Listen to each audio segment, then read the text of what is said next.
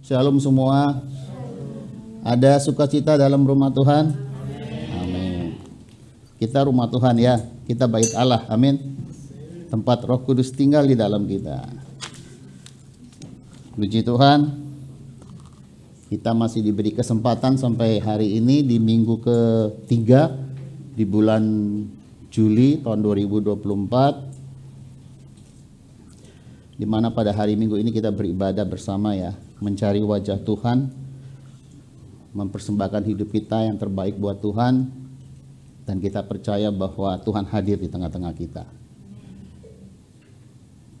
Dia Allah yang kita sembah, Dia hadir ya dengan baju kebesarannya ya, sebagai raja. Dan saya melihat bahwa Dia membawa tongkat ya. Ada satu kata yang keluar di dalam hati saya, Tuhan katakan, aku sedang menobatkan.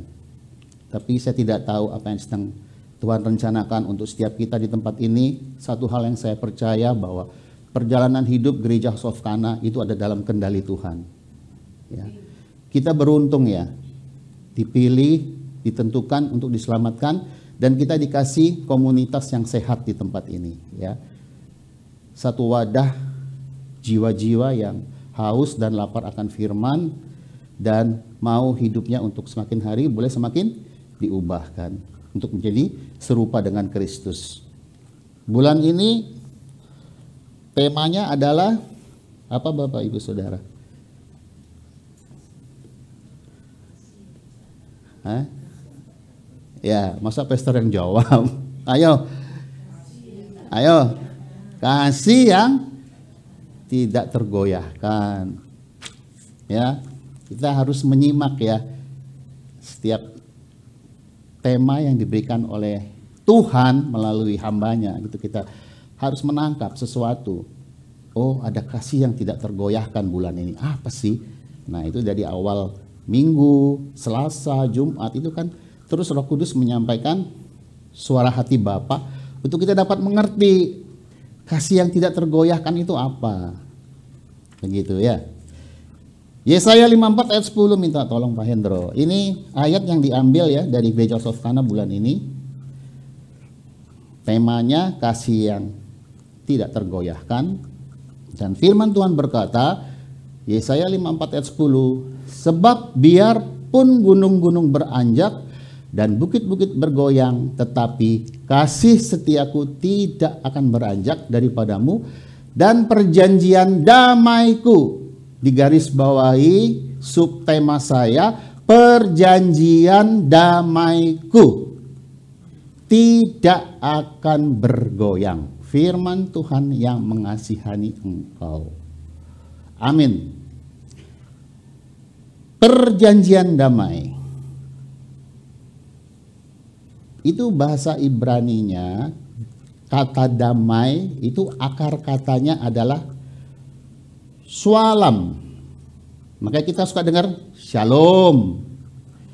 Damai sejahtera ada padamu, shalom. Itu akar katanya shalom. Artinya selamat. Jadi perjanjian damaiku, perjanjian keselamatan yang daripadaku tidak akan bergoyang. Itu Tuhan kalau mengucapkan sesuatu itu serius loh. Tidak akan tergoyangkan oleh apapun juga. Itu adalah satu janji yang Tuhan ucapkan. Perjanjian damaiku, yaitu keselamatan bagi setiap kita yang dikasihi Tuhan.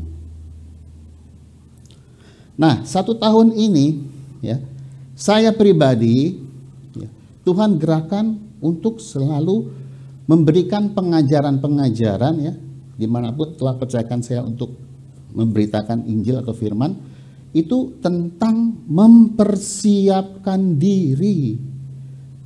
Hari-hari ini kita harus mempersiapkan diri. Mempersiapkan diri untuk apa? Menyambut kedatangan Tuhan Yesus di awan-awan. Ini sudah waktunya.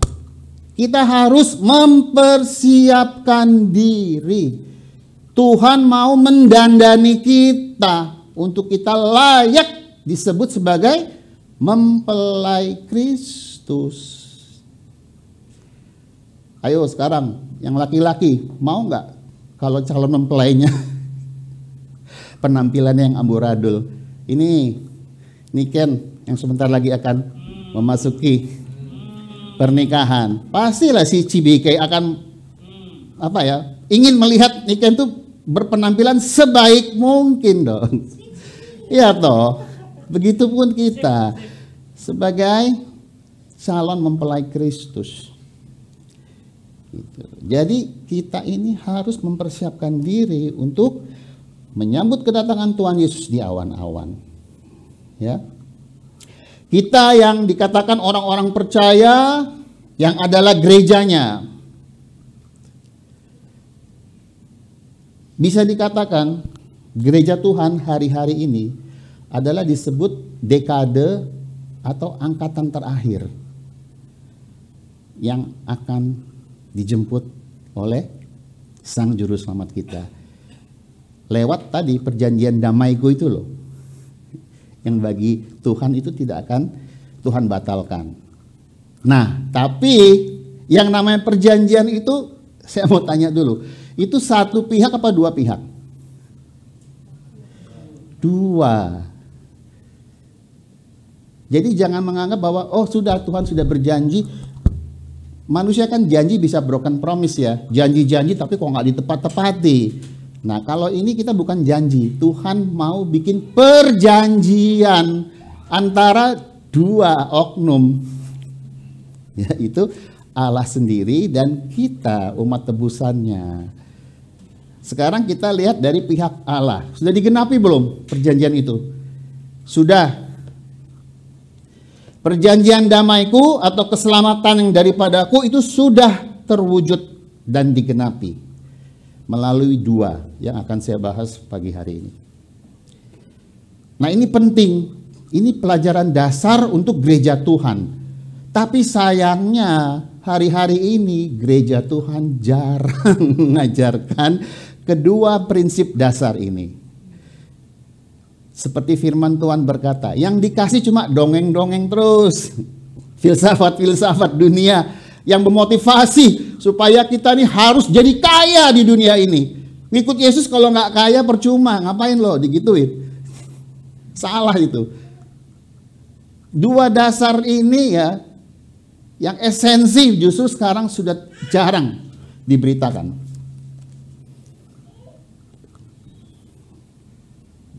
Pada saat saya doa pagi sendiri, ada satu suara di hati saya mengatakan begini. Ini sekarang sudah larut malam. Tuhan katakan sudah larut malam. Kalau kita tahu pada saat 5 gadis bijaksana dan 5 gadis bodoh menanti kedatangan Tuhan, itu waktunya apa? Malam, tengah malam. Dan roh itu berkata dengan kuat di hati saya, sekarang ini waktunya sudah larut malam. Berarti sebentar lagi Tuhan sudah siap untuk menjemput kita sebagai kekasihnya. Makanya hari-hari ini Tuhan sedang mempersiapkan kita gerejanya. Kita lihat poin pertama, perjanjian damaiku kepada umat tebusanku sudah terwujud dan digenapi melalui korban Kristus yang Pastor Samuel sudah sampaikan di minggu pertama. Yesus Sang Firman telah menjadi manusia, dan ini sangat penting. Darah Yesus yang dicurahkan dalam penyaliban itu, saya kemarin search juga ya, belajar dari manusia kain kafan ya. Itu nggak main-main loh. Ternyata di dalam tubuhnya Yesus itu melalui kain kafan yang ditemukan, itu luka sekujur tubuhnya lebih dari 500 goresan luka. Lebih dari 500. Lah tadi Bu Ros baru share sama Tri kesayat pisau ya. Ibu sempat keset pisau ya Bu ya. Sakit nggak Bu? Itu baru satu sayatan ya Bu. Ini 500 lebih goresan luka dalam tubuhnya dari ujung kepala sampai telapak kaki. Nah ini yang harus kita sadari sungguh-sungguh. Pengorbanan Yesus itu nggak main-main loh. Mahal, nggak ternilai. Masa sih kita mau tukar dengan pengorbanan Tuhan kita yang begitu luar biasa dengan hidup asal-asalan di hadapan Tuhan? Itu bicara tentang cambukan ya. Sekarang bicara tentang paku. 1, 2 di kaki, 1 ditumpu begini kakinya. Paku itu diameternya kurang lebih 1 sampai 2 cm. Panjangnya itu kurang lebih 18 sampai 20 cm yang ditancapkan di kanan kiri kaki. Makanya kalau saya lihat pengorbanan Yesus ya, apalagi kalau kita suka nonton film apa tuh? The Passion of Christ ya terakhir. Betul-betul saya langsung nangis. Saya bilang, Tuhan, begitu besar kasih-Mu atas kami. Ya. Tuhan nggak main-main, Tuhan itu serius. Makanya dengan tebusan yang begitu berharga dan berarti tidak ternilai harganya, masa nanti pada saat kita mau dijemput di awan-awan kita tertinggal? Jangan. Kita boleh disibukkan dengan kesibukan dunia ini boleh. Tapi ingat, juga hambanya ya, Bu Lucy katakan, prioritaskan Dia di atas segalanya. Ini sudah waktunya untuk kita serius dengan Tuhan. Ya, waktu yang tersisa hanya tinggal sedikit. Bahkan saya berani mau berkata karena Roh Kudus ngomong, ini the last call. Tahu the last call? Panggilan terakhir. Kalau kita sebagai gerejanya tidak pernah mau meresponi, menganggap sepi kemurahan Tuhan, jangan sampai kita menjadi 5 gadis bodoh. Rugi besar. Dan terakhir kita tahu bahwa Yesus dimahkotai dengan mahkota duri. Ternyata itu kan kalau di film-film cuma 2 kali ngelingkar doang ya. Itu setengah helm ternyata. Hampir setengah helm diprek di kepalanya Yesus. Ini saya nggak berani ngomong sembarang ya. Saya belajar dari manusia kafan tadi loh, buku manusia kafan. Dan durinya tuh sepanjang-panjang begini mungkin yang nancep ke kepala Yesus. Jadi betul-betul kita harus mengerti ya hari-hari ini bahwa korban darah yang Yesus curahkan itu sungguh sangat berarti bagi kita. Di 1 Petrus 1 ayat 18-19 Pak Hendro minta tolong. Ini rekan-rekan kita yang dikasih Tuhan ya, Pak Hendro, Pak Kris, dengan begitu setia melayani Tuhan ya di ruangnya masing-masing.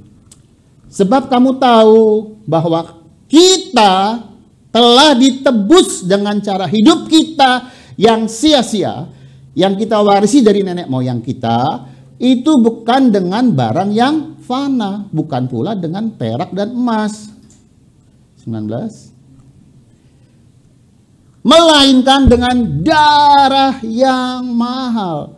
The precious blood of Jesus. Mahal dikatakan, nggak ternilai itu. Yaitu darah Kristus yang sama seperti darah anak domba yang tak bernoda dan tak bercacat. Apa arti makna firman ini? 1. Untuk menebus dosa-dosa kita. Jelas dong. Kita ini adalah manusia yang berdosa. Warisan dari Adam dan Hawa. Dari nenek moyang kita. Dari dikandung ibu kita ini sudah hakikatnya adalah bawaannya itu dosa. Siapa yang ngajarin anak kecil untuk berbuat dosa? Gak ada. Natur. Ditambah lagi kalau orang tuanya memang suka ngajarin dosa ya tambah lagi.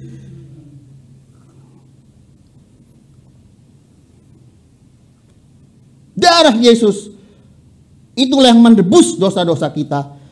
dan hidup kita dikuduskan. Tujuannya apa dikuduskan? Lihat di Ibrani 12 ayat 14. Firman Tuhan. Jelas ya, ini firman yang ngomong ya. Ibrani 12 ayat 14. Berusahalah hidup damai dengan semua orang. Kok senangnya hidup cari musuh sih?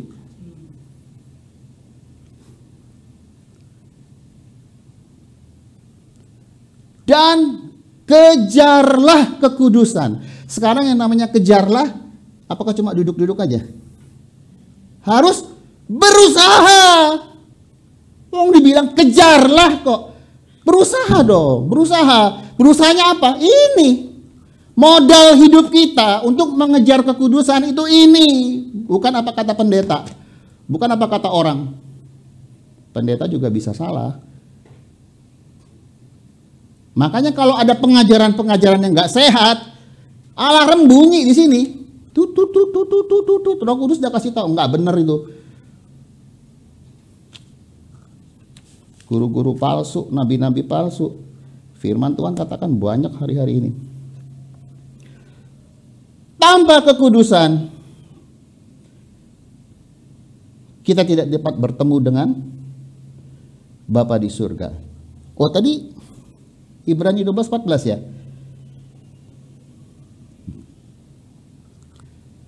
Iya, kejarlah kekudusan. Karena apa? Kita harus kejar kekudusan. Tanpa kekudusan, saudara dan saya tidak akan pernah bertemu dengan Tuhan. Perlu dipertanyakan itu Tuhan yang mana yang ditemuin. Dikit-dikit Tuhan ngomong begini, Tuhan ngomong begitu, tapi hidupnya amburadul, moralnya bejat, akhlaknya juga, sikap hatinya nggak benar, iri hati, dengki, simpan dendam sana, menghakimi sini. Itu yang namanya dengar suara Tuhan. Saya bicara berdasarkan firman. Orang yang tidak hidup dalam kekudusan firman tidak akan pernah bertemu dengan Tuhan. Dalam arti apa? Bagaimana kita bisa bersekutu dengan Tuhan kalau hati kita penuh dengan sampah yang tidak menyukakan hati Bapa?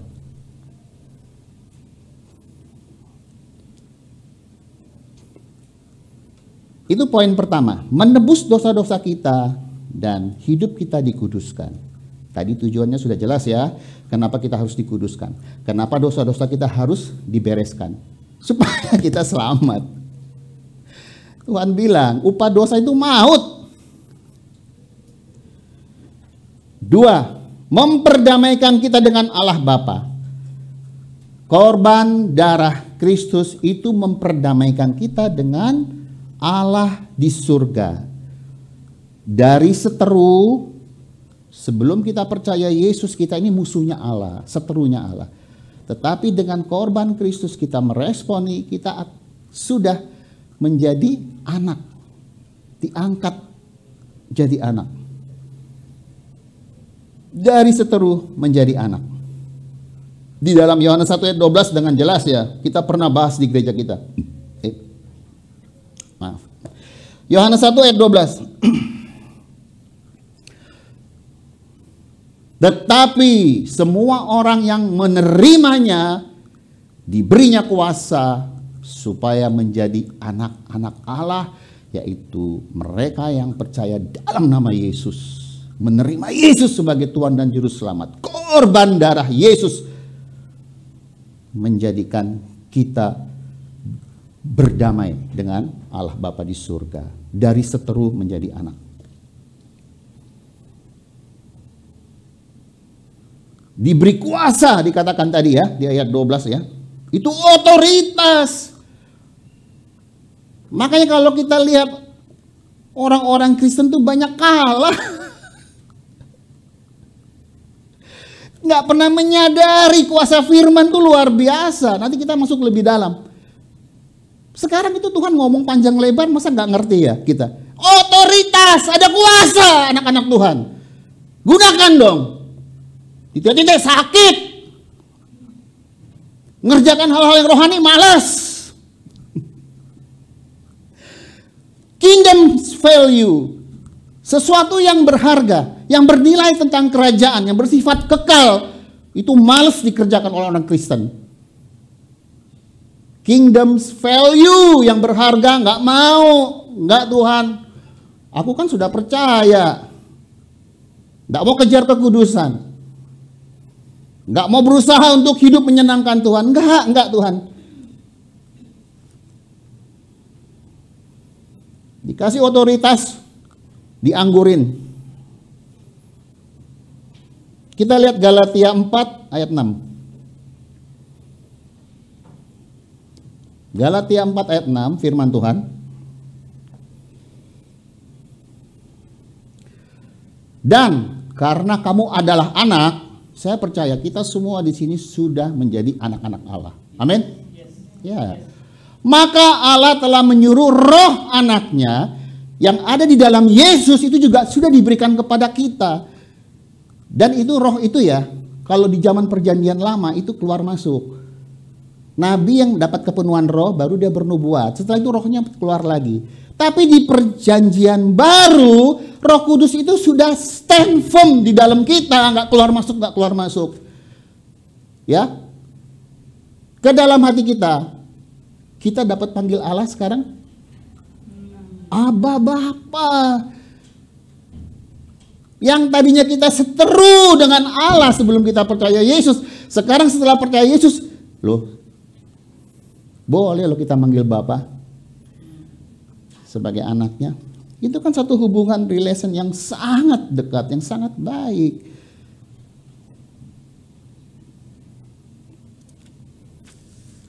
Dan yang ketiga ya, setelah tadi dosa-dosa kita dikuduskan, kita diperdamaikan dengan Allah, dan kita dapat panggil Bapa, ya Aba, ya Bapa. Sekarang akhlak dan mindset kita diubahkan, dikembalikan menjadi seperti semula.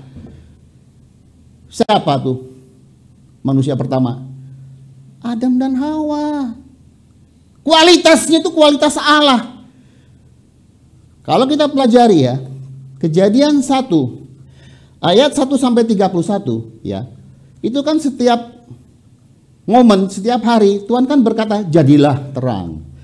Ya toh? Jadilah ini, jadilah itu. Tetapi begitu Adam dan Hawa dibentuk sendiri, bahkan kasih nafas kehidupan sama Bapa sendiri. Bukan saya punya. Itu luar biasa, saudara. Akhlak dan mindset kita diubahkan, dikembalikan menjadi seperti semula.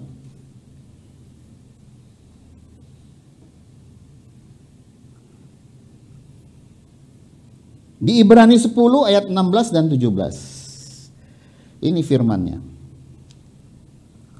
Ibrani 10 ayat 16 dan 17. Firman Tuhan.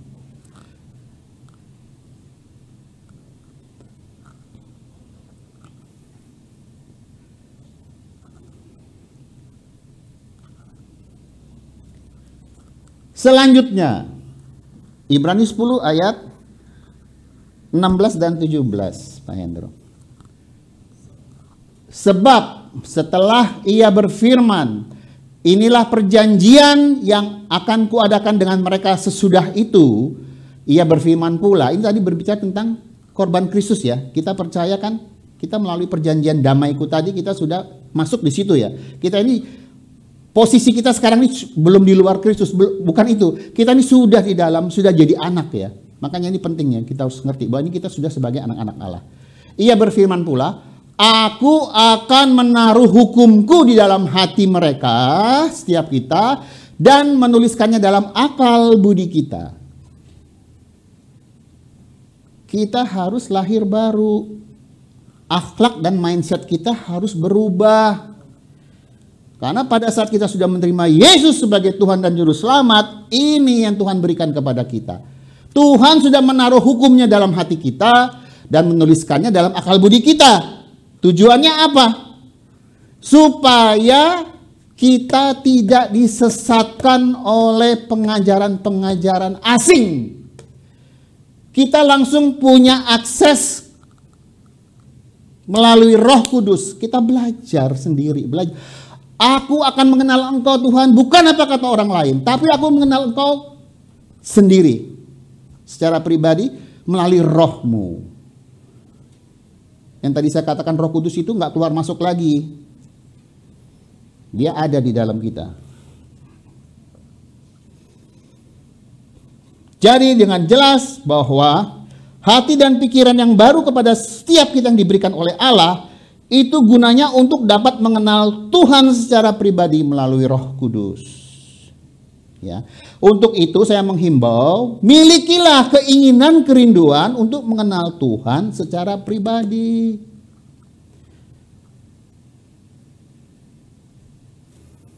Di sini dikatakan bahwa, ayo bangun dari tidurmu, sadar bahwa roh yang ada dalamku ini, ya, itu akan mengajarkan tentang segala sesuatu, kebenaran yang dari Tuhan, bukan apa kata orang lain. Tetapi kalau kita saat berkumpul seperti ini, ya, ada yang menyampaikan firman, ya, ada yang menaikkan puji-pujian, pasti roh kita tuh akan nyambung gitu loh. Oh ini benar Tuhan, ini aku percaya ini daripadamu Tuhan. Kalaupun ada sesuatu yang masih ngeganjel, diuji. Firman kan bilang harus diuji. Jangan telan mentah-mentah, atau jangan juga nolak mentah-mentah. Karena apa? Saya banyak belajar bahwa kalau memang itu yang dari Tuhan, terus kita sudah mengantisipasi duluan, kita dosanya kepada siapa? Bukan kepada sesama kita loh, kepada Tuhan. Sekalipun yang menyampaikannya juga hambanya, tapi kita kan menolak firman-Nya. Segala sesuatu uji. Roh Kudus, ini kok aku nggak nyaman ya, kok dia ngomong seperti itu, apa benar Roh Kudus? Nah, tolong Roh Kudus bukakan. Semua akan ada semua di sini loh. Pengajaran-pengajaran yang benar, yang sehat sama yang ngawur itu semua ditulis di sini. Makanya saya tuh ya bersyukur sama istri saya. Gereja ini luar biasa. Ada bar. Asal jangan kopas ya. Baca Alkitab tapi males. Yang atas, oh dia langsung nyontek dari yang atas, kopas. Jangan ya. Kita itu tujuan bar itu sungguh-sungguh kita tuh belajar betul-betul. Tadi kan di atas saya juga katakan waktunya tuh udah nggak banyak loh. Ini last calling, benar-benar last calling. Saya nggak nakut-nakuti, ya Tuhan juga Tuhan itu pribadi yang juga tidak pernah nakut-nakuti, tapi Tuhan ini karena mengasihi kita.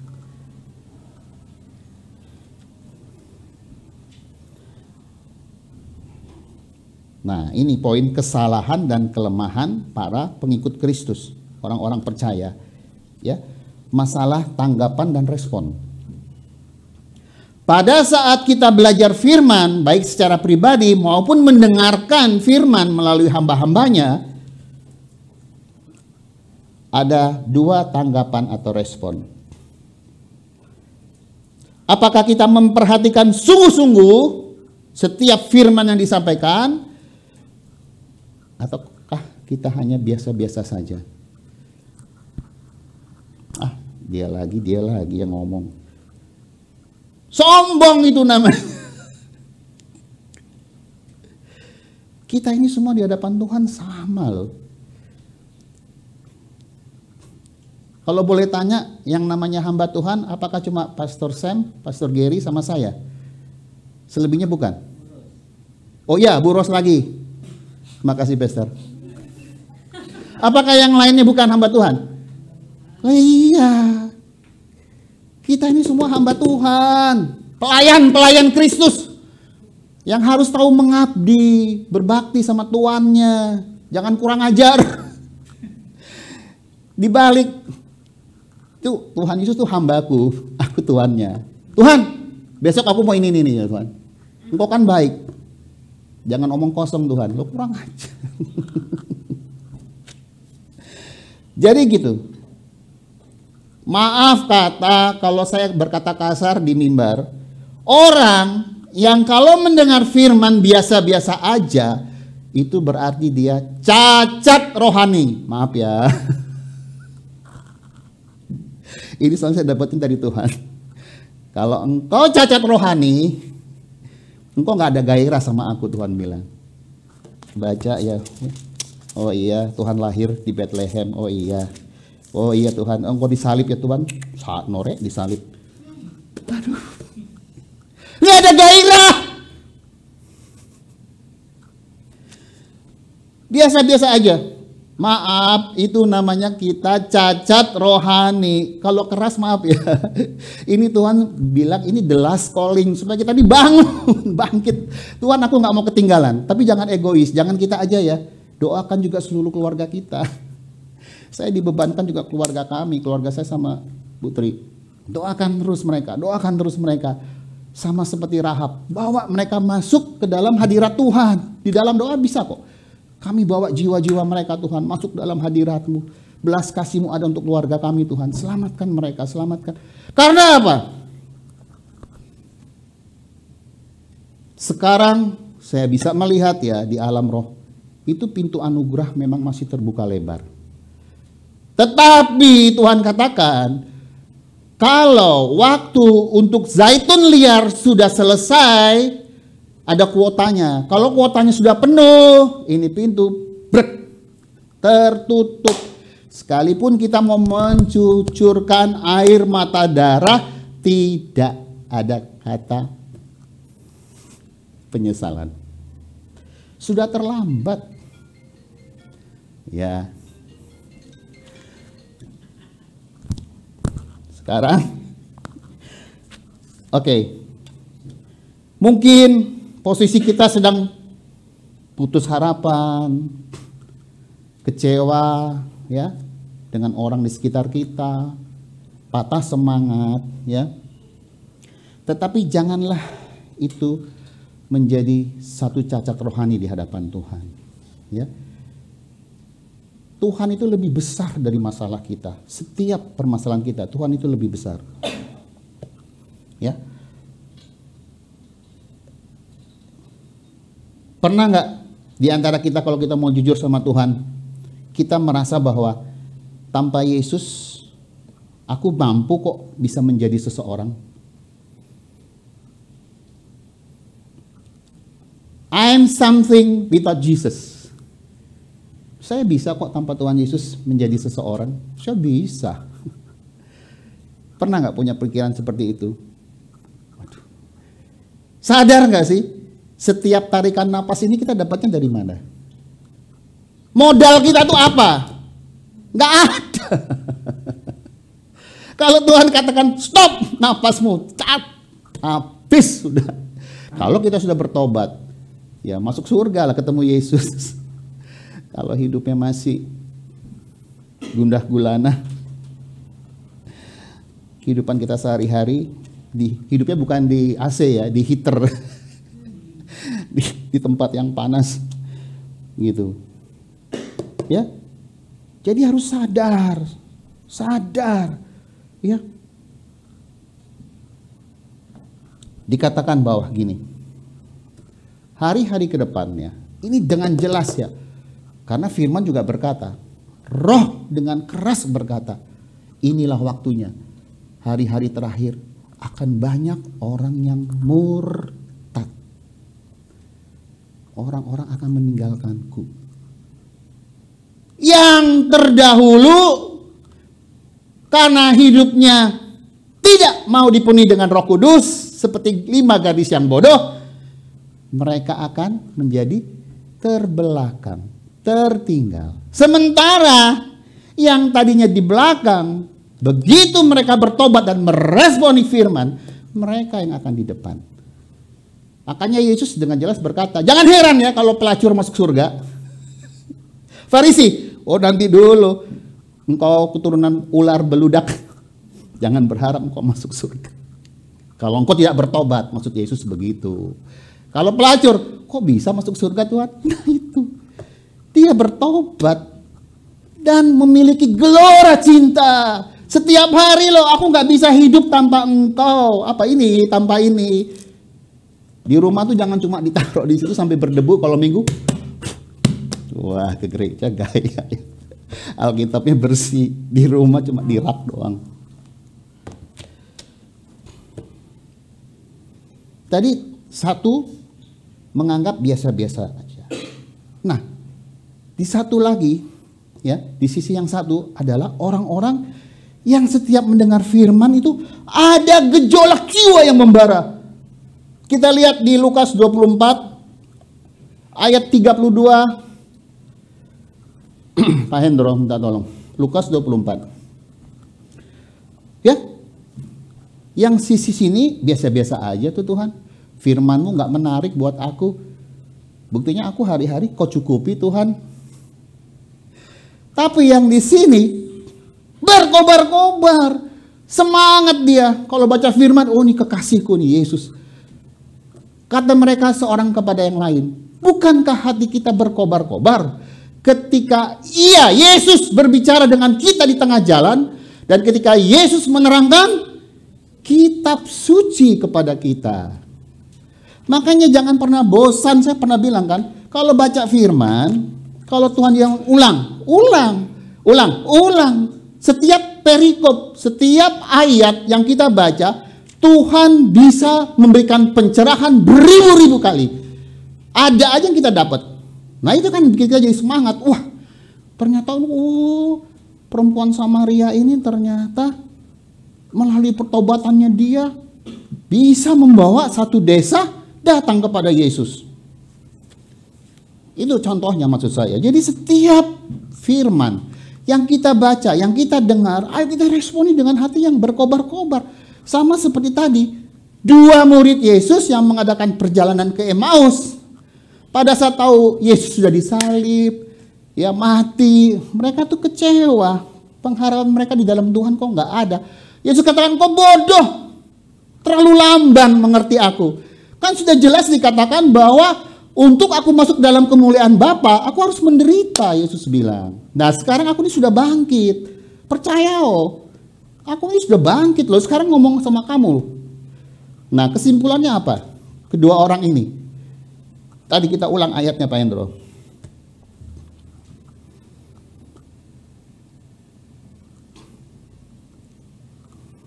Ayat 33. Ini. Lalu berangunlah mereka dan terus kembali ke Yerusalem. Di situ mereka mendapati ke-11 murid itu. Mereka datang sedang berkumpul bersama-sama dengan teman-teman mereka.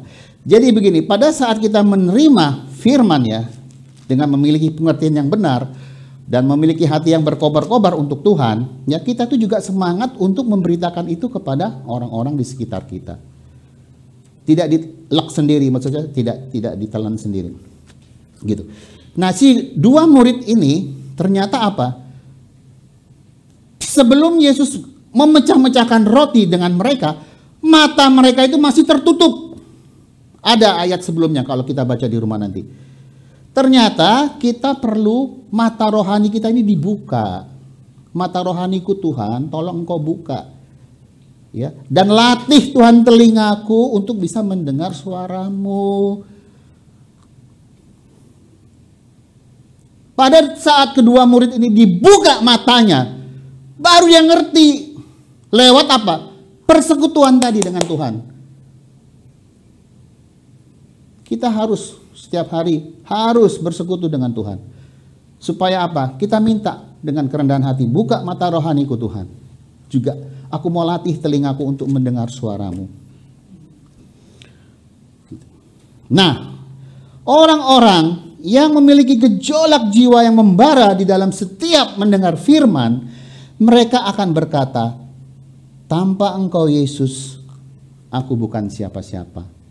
Tanpa engkau Yesus, aku tidak dapat berbuat apa-apa.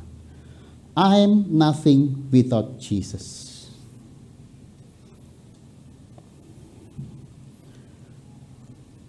Satu hal yang juga saya mau sampaikan kepada setiap kita termasuk saya. Permasalahan, pergumulan, kesesakan apapun yang Tuhan izinkan boleh terjadi dalam hidup kita, di dalam Yesus pasti ada pemulihan. Amin. Ya, karena dia berjanji I am the way, I am the truth, and I am the life. Di dalam dia ada kehidupan. Dialah jalan. Dialah kebenaran. Aku percaya di dalam engkau pasti ada pemulihan Tuhan. Dan kesembuhan.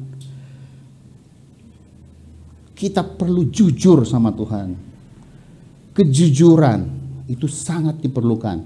Dan apa? Satu lagi selain jujur. Pengakuan. Aku ini masih banyak yang gak benar di hadapanmu Tuhan. Gak usah cerita ke orang-orang. Kalau dapat yang benar ya benar. Bisa disimpan rahasia kita. Tapi kalau enggak, dibeberin kemana-mana. Ternyata si A itu masih suka begini, begini, dan begitu. Bukannya didoakan atau dicari solusi firman, tapi malah diceritakan kemana-mana. Ngomong sama Tuhan. Jujur dan akui.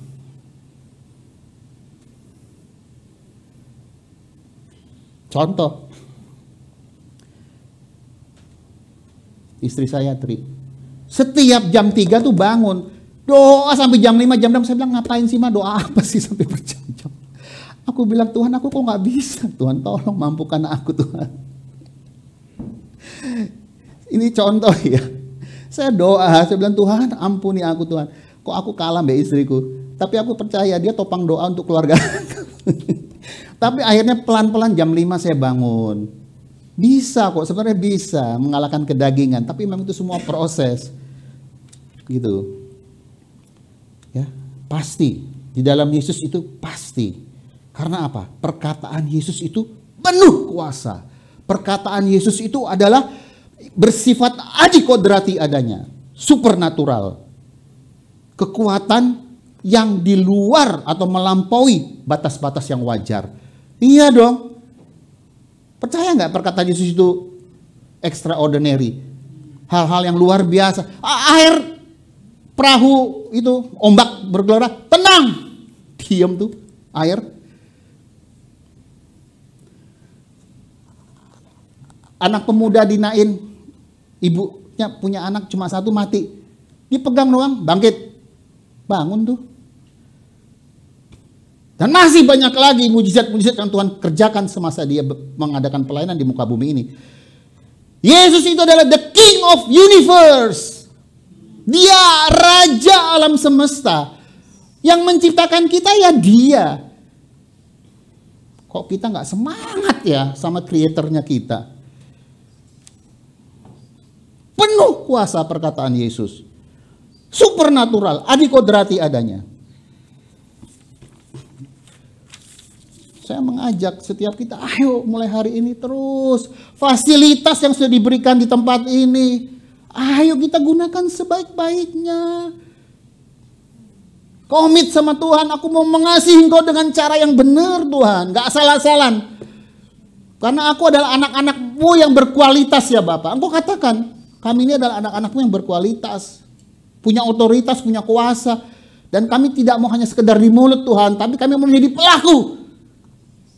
Terang-Mu Kristus biarlah terus kami bawa kemanapun saja kami pergi. Yang bekerja ayo di luar sana di dunia pekerjaan bawa terang Kristus. Sekalipun nanti kalian akan banyak apa? Dimusuhi, dibully, dibenci. Selalu yang keluar tuh gini ya. Sok rohani loh. Emang hidup lo udah bener ya? Biarin, terima kasih Tuhan. Berkati dia Tuhan. Sembuhkan hatinya yang sedang cacat, yang masih cacat itu. Gituin. Kita perkatakan firman. Resiko, resiko.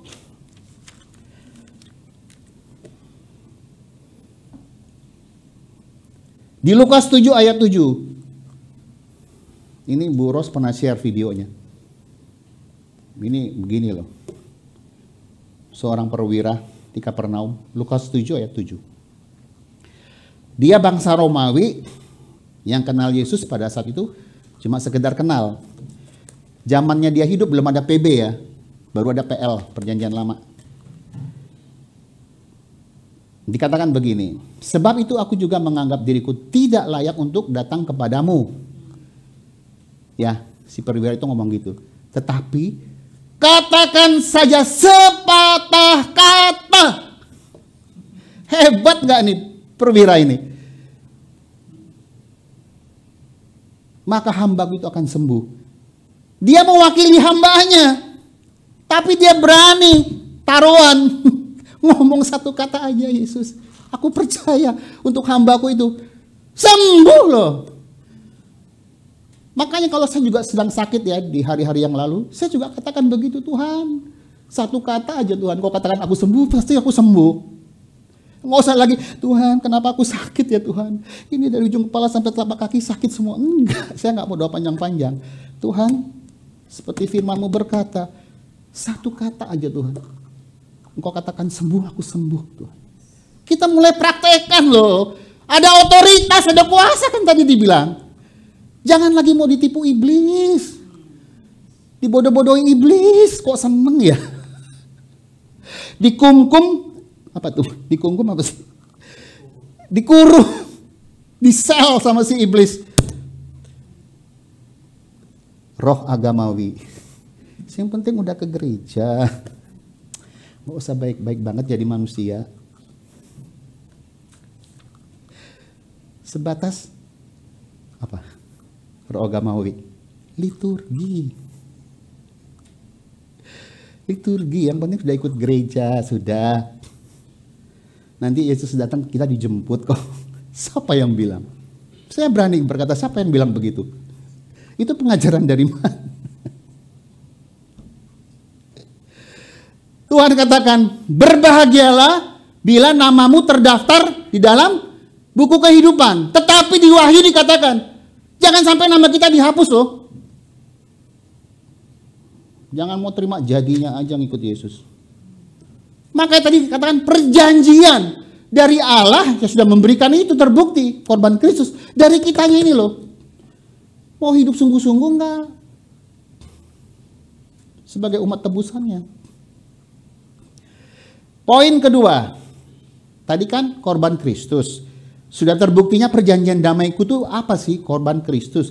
Kedua adalah kita sudah dimateraikan oleh Roh Kudus. Tadi saya sudah singgung di awal. Roh Kudus itu sudah bertahta di hati kita. Tinggal kita apakah mau membuka pintu untuk Roh Kudus. Selama kita masih mengeraskan hati untuk Roh Kudus bertahta, beracara, mengendalikan hidup kita, sampai napas terakhir pun kita akan menjadi seteru Allah. Karena apa? Kita tidak pernah melakukan kehendak Allah. Kita sekarang tahu kehendak Allah dari mana? Ya Roh Kudus. Saya catat di sini, kita harus bersenyawa dengan Roh Kudus. Harus bersenyawa. Bersenyawa itu adalah menjadi satu yang tidak bisa dipisahkan lagi. Katakan amin. Iya, Tuhan sudah kasih Roh Kudus loh, kok dianggurin ya?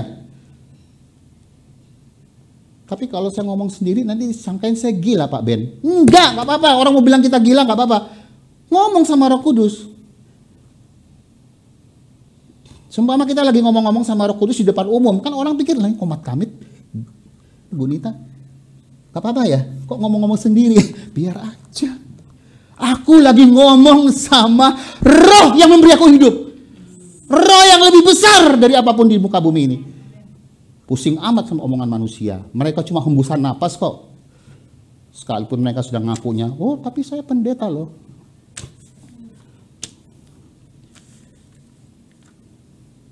Tanpa memiliki hati pikiran yang baru, yang dari Allah, kita tidak akan pernah bersenyawa dengan Roh Kudus. Jadi betul-betul kita harus menyadari kita ini sudah diberikan hati yang baru, pikiran yang baru, dipenuhi dengan pikiran Kristus. Agar pada saat Roh Kudus mau permisi, saya mau ya jadi tuanmu, boleh enggak? Roh Kudus tidak pernah salah. Karena Roh Kudus menyampaikan apa yang Roh Kudus dengar dari Bapa sendiri melalui firman-Nya yaitu Yesus. Ibrani 10 ayat 16 dan 17 tadi sudah ya di depannya. Ya, sudah berarti kita loncat aja singkat waktu.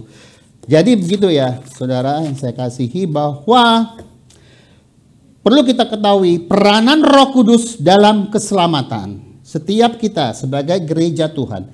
Gereja Tuhan itu kembali ya, jangan lihat fisiknya. Jangan lihat bangunan ini ya. Gereja Tuhan itu ya kita sendiri-sendiri. Ini gereja Tuhan. Ini kan gereja Tuhan. Ya, Pak Kris gereja Tuhan. Saya gereja Tuhan. Kita ini semua gereja Tuhan. Tubuh Kristus. Satu di dalam Yesus. Dia kepalanya. Nah, peranan Roh Kudus dalam keselamatan. Menginsafkan manusia dari dosa.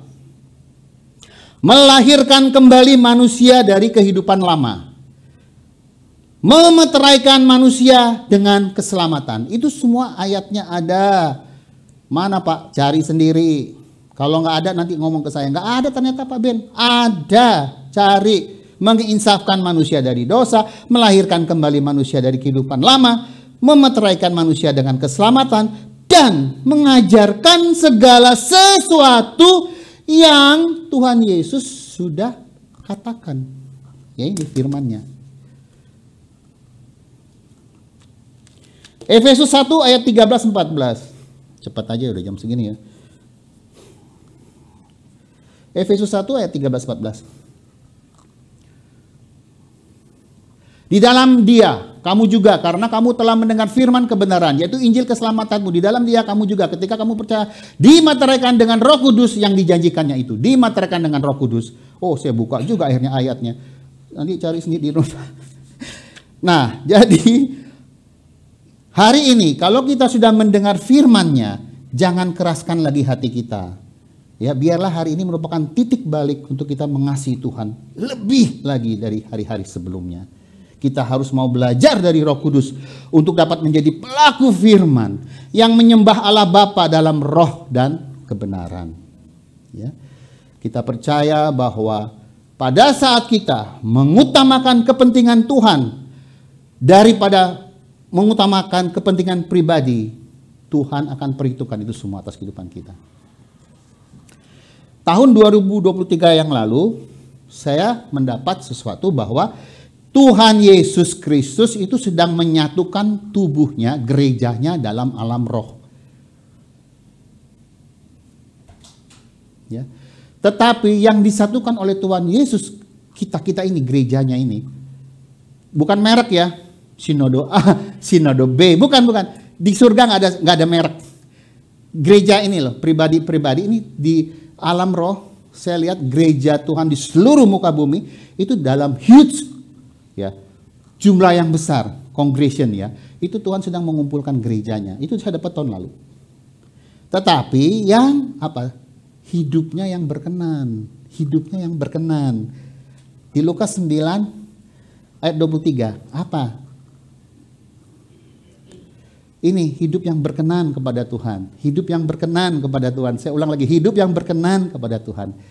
Yesus Sang Firman berkata kepada kita semua, setiap kita yang mau mengikut Yesus, kita harus menyangkal diri, memikul salib, dan mengikut aku. Setiap hari. Bukan hanya setiap hari Minggu ya Tuhan di gereja.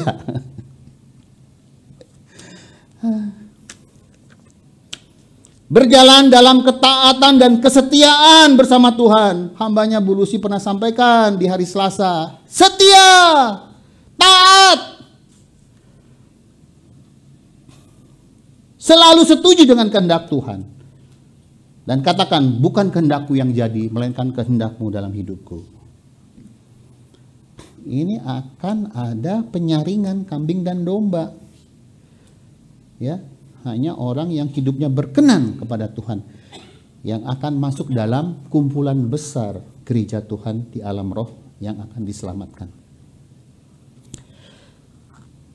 Akhir kata, konklusi, dengan adanya perjanjian damai antara Allah dan kita, ayo mulai hari ini kita semua sadar, bangun. Kalau kita pingsan selama ini, bangun ya. Kita harus keep praying. Ada ayatnya dikatakan, tetaplah berdoa dan berjaga-jaga.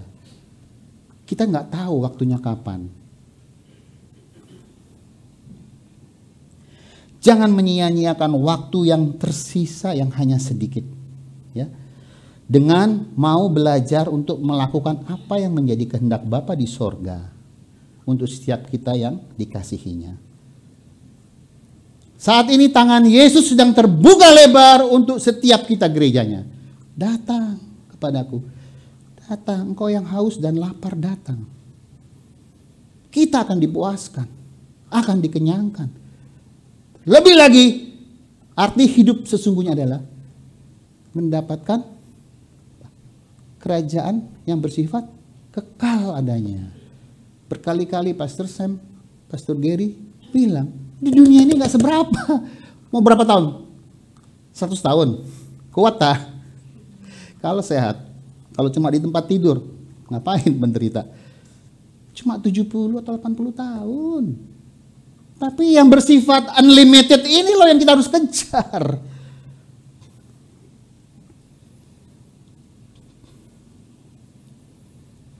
Biarlah setiap firman Tuhan yang sudah kita dengar pagi siang hari ini betul-betul tertanam dalam setiap hati kita.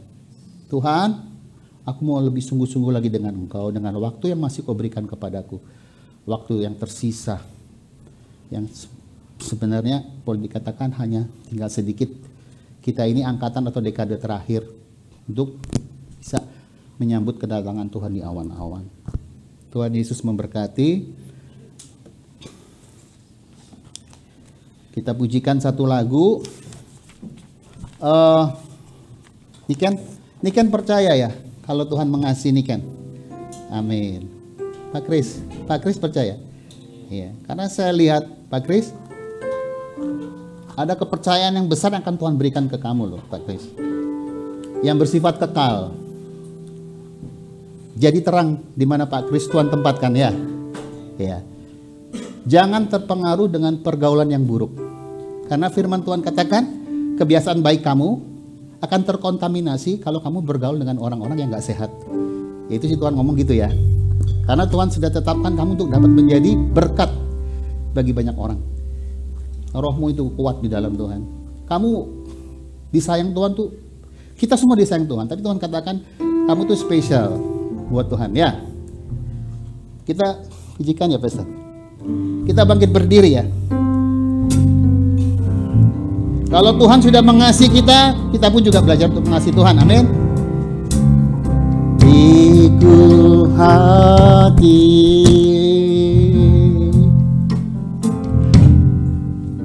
untuk menyembahmu, beriku hati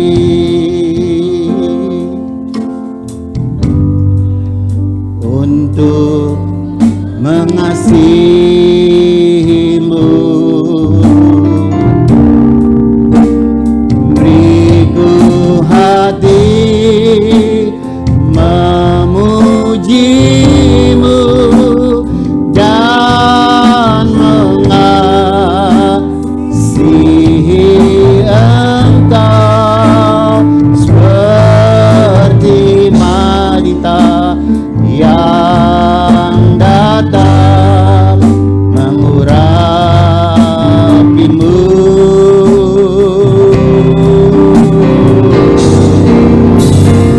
Ibu hati memujimu dan mengasihi Engkau seperti wanita yang datang mengurapimu. Saudara, arti mengasihi, menyembah, dan memuji Tuhan itu bukan hanya sebatas kita memuji seperti ini Tuhan katakan, tetapi yang Tuhan inginkan seperti tadi saudara, pada saat kita mau menyangkal diri, mau memikul salib setiap hari dan mengikut Yesus, itulah persembahan kita yang sejati kepada Tuhan. Sekalipun memang berat saudara, saya tahu secara daging itu berat. Untuk itu Tuhan katakan, banyak berdoa anakku. Ya, roh memang penurut tetapi daging lemah. Dan hari-hari ini di luar sana, Tuhan katakan keadaan semakin tidak membaik. Kejahatan makin banyak. Nubuat Tuhan itu bukan akan digenapi. Yang ada tertulis di kitab Wahyu, bukan akan digenapi, tetapi sedang digenapi, sedang berjalan, sedang digenapi. Bangsa Israel adalah patokannya, saudara. Kita lihat ya, Armageddon, Gog dan Magog itu sudah di depan mata, saudara. Ayo kita memiliki kecerdasan rohani hari-hari ini, Tuhan. Kami tidak mau main-main lagi dengan waktu yang ada, Tuhan. Kami mau belajar, Tuhan. Kami jujur, Tuhan. Tanpa Engkau kami tidak bisa. Kami mau belajar, Tuhan, untuk menyangkal diri, memikul salib setiap hari dan mengikut Engkau, Yesus. Karena kami percaya pada saat kami ada bersama-sama dengan Engkau, Yesus, maka proteksi, perlindungan itu pasti ada dan sempurna. Kami diingatkan firman-Mu berkata, setiap senjata yang ditempa untuk menuduh melawan kami akan kami lawan dan akan kami buktikan salah.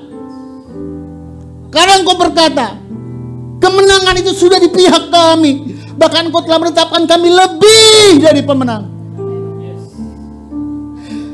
Jemaat House of Kana milik-Mu, Bapa. Kami milik-Mu selama-lamanya dan Engkau milik kami selama-lamanya. Hamba tidak tahu, Tuhan. Engkau berkata bahwa aku sedang akan menobatkan. Apa itu, Tuhan? Kami mau, Tuhan. Kami mau, Tuhan. Kalau memang tempat ini Kau pilih dari begitu banyak gereja yang ada di muka bumi ini untuk melakukan pekerjaan-pekerjaan Allah yang luar biasa, kami berkata kami mau, Tuhan. Sekalipun kami tidak sanggup secara pribadi, lepas pribadi, tapi kami berkata mau karena kami lihat bahwa kegerakan Roh-Mu ada di tempat ini.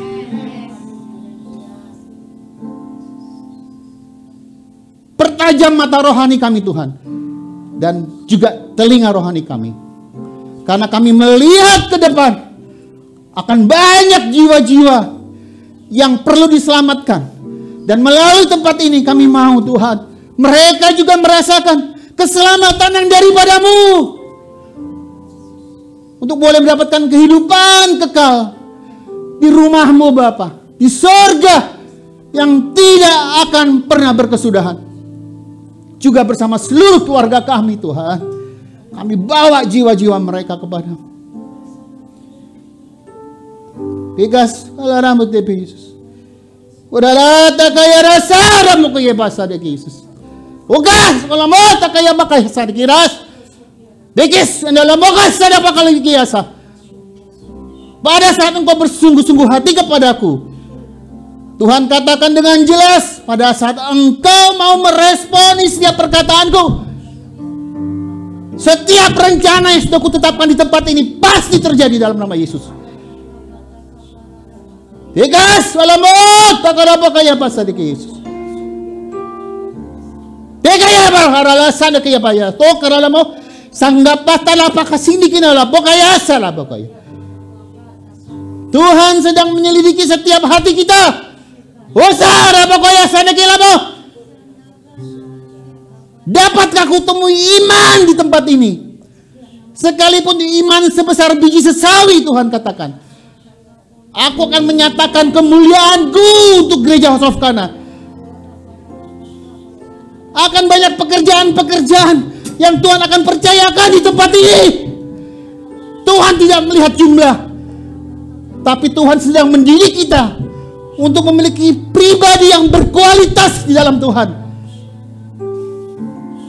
Kami tidak pernah lagi mau pusing dengan perkataan orang, Tuhan, tetapi kami hanya mau peduli hanya kepada perkataan-Mu yang hidup, Yesus Kristus, Tuhan. Okaya serele bakaya dah, oda makaya base, oda la, oda makaya Yesus. Oda karena mau sakaya marara serele boda kaya nama kaya Yesus. Saya melihat lautan manusia yang perlu diselamatkan.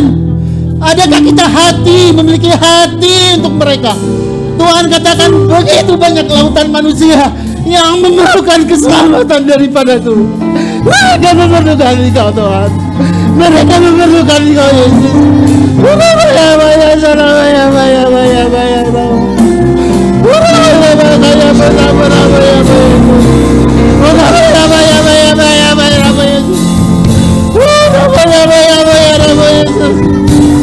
Kami mau Tuhan, kami mau Yesus, jadikan kami seperti yang Kau mau. Ora rabo Yesus, ora rabo Yesus, ora rabo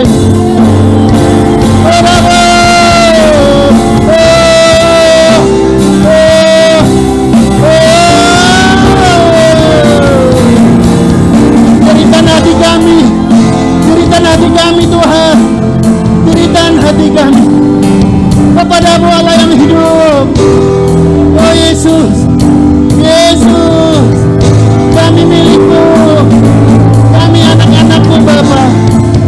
Pemulihan itu akan terjadi di tempat ini. Haleluya, haleluya, haleluya.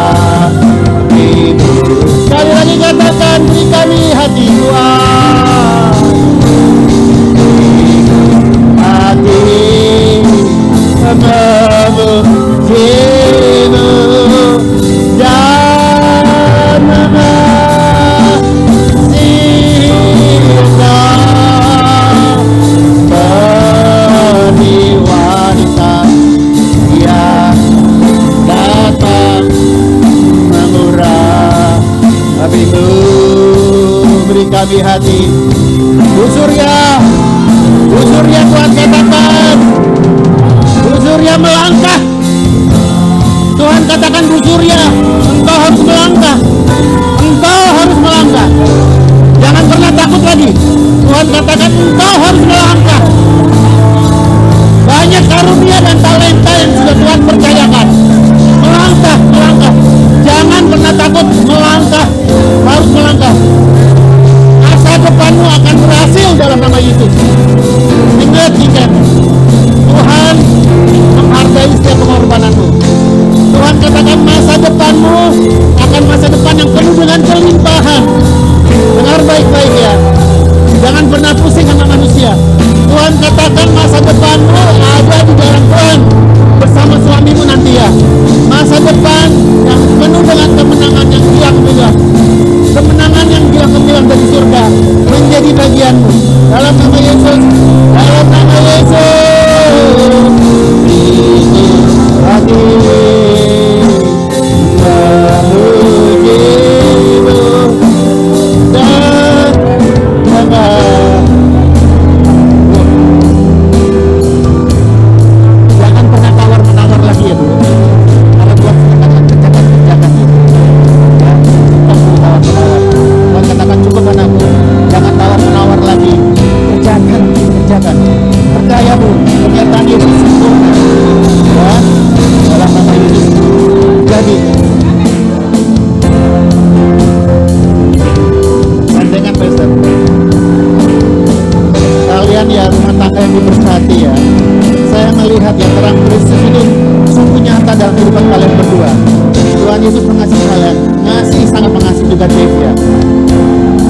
Kami akan melihat Tuhan masa depan rumah tangga dari Gary dan Lydia akan diberkati secara luar biasa Tuhan, sampai selama-lamanya.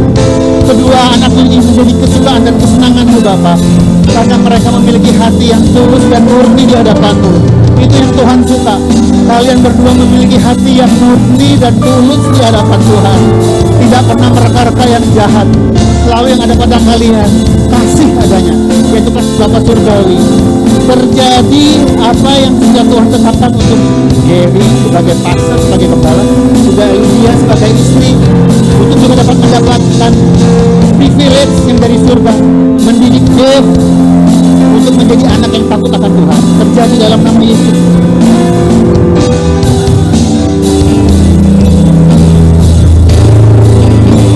Seperti wanita yang datang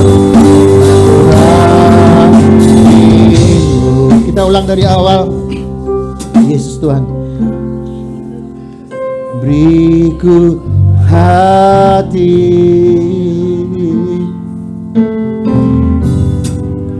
untuk menyembah-Mu,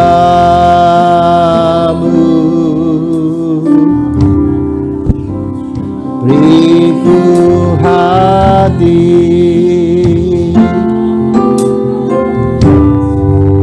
untuk mengasihi